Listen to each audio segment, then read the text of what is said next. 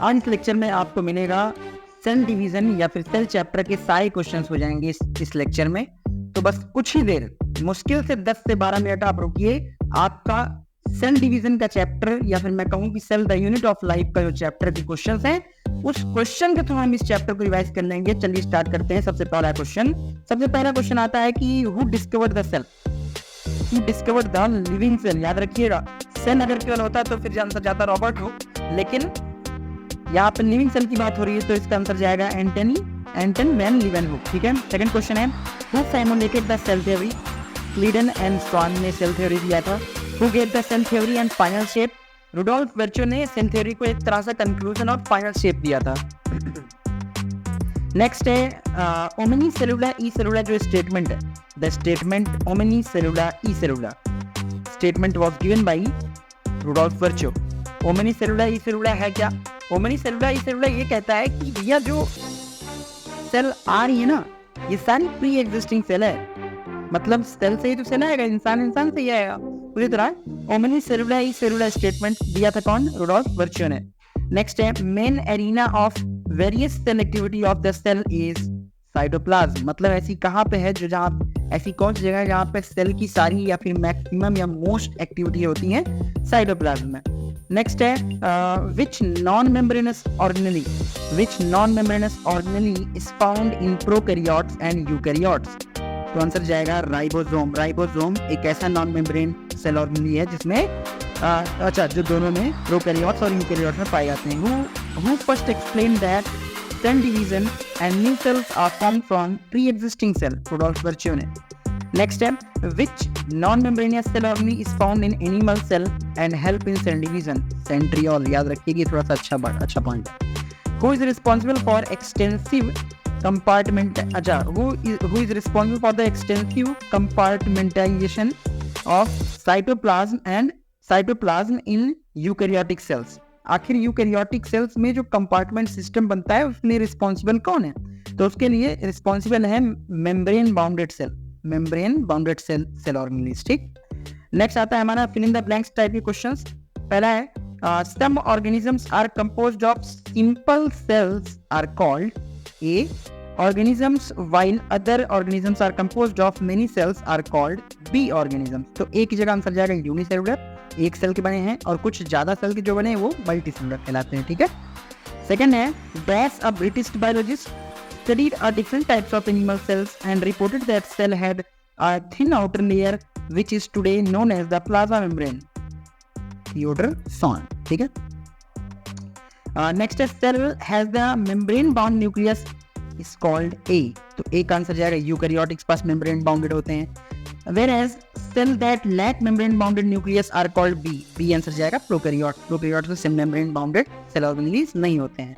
ठीक है। नेक्स्ट है the largest isolated single cell is of ostrich का। ठीक है। आइए ट्रू फॉल्स टाइप के देखते हैं। ट्रू फॉल्स में फर्स्ट है anything less than complete structure of cell does not ensure independent living. बिल्कुल सही बात है। सेल क्योंकि सबसे बेसिक है, और अगर सेल ही इंडिपेंडेंटली अगर होगा तो सेल ही होगा वो सबसे छोटा। Cell is the fundamental structure and functional unit of living organism. बिल्कुल सही बात। Various chemical reactions occur in the cytoplasm to keep the cell in living state। बिल्कुल सही है। All living organisms have cell wall surrounding the cell membrane। ये सही नहीं है। क्यों? All living organisms have cell wall। सभी living organisms पर cell wall नहीं होती। क्यों? क्योंकि animal cell living है, animal तो उस पर cell wall नहीं होती। All eukaryotic cells have similar shapes। नहीं, ऐसी बात नहीं है, गलत है। Shape of cell may vary with the function that they perform। जी हाँ, बिल्कुल। जैसे न्यूरोनिक सेल्स की बात करेंगे तो वो elongated होती है, लंबी होती है। क्यों? क्योंकि उसको मेसेज कंडक्शन करवाना होता है, that's why। ठीक है। नेक्स्ट है सेल वॉल से रिलेटेड क्वेश्चंस। फर्स्ट है middle lamella is composed of calcium pectate. Middle lamella. ठीक है। In plants other than algae cell wall is composed of cellulose, hemicellulose, pectin and protein. ठीक है। In algae cell wall is composed of cellulose, galactose, mannose and calcium carbonates. Yes, ये हो गया। ठीक है। Fill in the blanks type के questions फिर से। The cell wall and middle lamella may be traversed by plasmodesmata which connect the cytoplasm of neighbouring cells. ये plasmodesmata क्या होता है, ये रही सेल, ठीक है, एक सेल और ये दूसरी सेल, दोनों सेल के बीच जो आपस में बातचीत होगी और कोई चीज का, कोई मटेरियल का ट्रांसपोर्टेशन होगा तो वो इसी स्ट्रक्चर के द्वारा होता है, जिसको हम लोग क्या कहते हैं, जिसको हम लोग कहते हैं प्लाज्मोडेस्माटा, जिसको हम लोग कहते हैं प्लाज्मोडेस्माटा। ये कुछ ऐसा दिखता है, ठीक है। नेक्स्ट है the cell wall of young plant. The A क्या होगा, primary cell, primary wall. B capable of growth. A मतलब प्राइमरी सेल वॉल जो होगी वो कैपेबल होगी ग्रोथ में, but gradually diminished as the cell mature. जैसे सेल मैच्योर होगी वो मतलब हट जाएगी, डिमिनिश हो जाएगी, गायब हो जाएगी, और जो गायब हो जाएगी उसे बोलते हैं secondary wall formed on the inner side of the cell, ठीक है। True false based. पहला, cell wall not only give the shape to the cell but it protects the cell from mechanical damage and infection। सही बात है। as cell mature the secondary wall is formed on the inner towards the membrane side of the cell। सही बात है, अभी just देखा 2 question पहले ना। middle lamina holds or glues the different neighboring animal cells together। गलत बात। क्यों भैया, क्योंकि ये जो बोल रहे हैं ना, ग्लूज चिपका के रखता है, 2 सेल्स को चिपका के रखने वाली ऐसी केमिकल कंपाउंड को हम लोग बोलते हैं क्या, hyaluronic acid.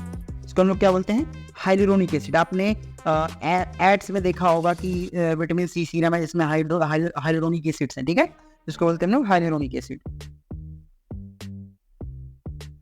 Hyaluronic acid. Next है cell wall is giving quasi fluid structure forms an over covering the plasma membrane of fungi and plants। गलत बात है, क्योंकि quasi fluid होता है किसमें, प्लाज्मा मेम्ब्रेन के स्ट्रक्चर में। all eukaryotic cells are not identical। बिल्कुल सही बात है, सारी यूकैरियोटिक सेल्स एक जैसी थोड़ा होती हैं, अलग अलग होती हैं। सेल मेम्ब्रेन बेस्ड क्वेश्चन देखते हैं। Fluid mosaic model was proposed by Singer and Nicolson.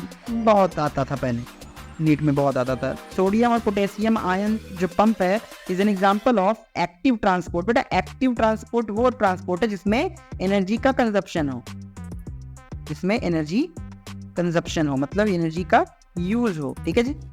Next है the ability of protein to move within the membrane is measured as its fluidity, ठीक है। नेक्स्ट है movement of water across the membrane by diffusion is called osmosis. Next, the detailed structural study of cell membrane was possible after the year 1950 के बाद ये possible हो पाया।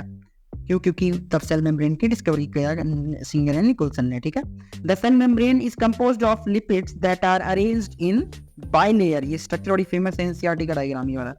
इन the membrane the human RBC percentage of lipid is approximate 40%। The lipid component of cell membrane mainly is of phosphoglycerides, ठीक है, consist of phosphoglycerides। 9th है cell membrane protein are classified as integral और peripheral protein, जो किनारे होते हैं, on the basis of ease of extension, कितना है वो, कहाँ तक है वो, in the blanks based। According to Fluid's mosaic model, the quasi fluid nature of A enables the lateral movement of B within the bilayer। तो यहाँ पे ए क्या जाएगा हमारा, कॉसी फ्लूइड जो होगा वो ए लिक्विड वाला जाएगा और बी प्रोटीन होगा।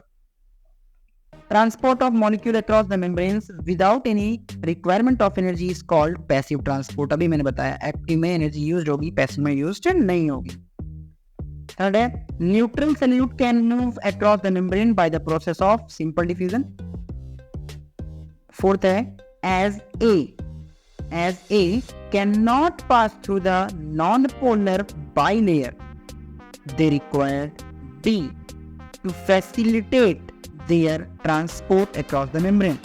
A होगा यहाँ पे पोलर मॉलिक्यूल, क्यों भैया, पोलर मॉलिक्यूल नॉन लिपिड में, और B जाएगा हमारा कैरियर प्रोटीन, ठीक है, B क्या होगा, carrier protein. Next true false based.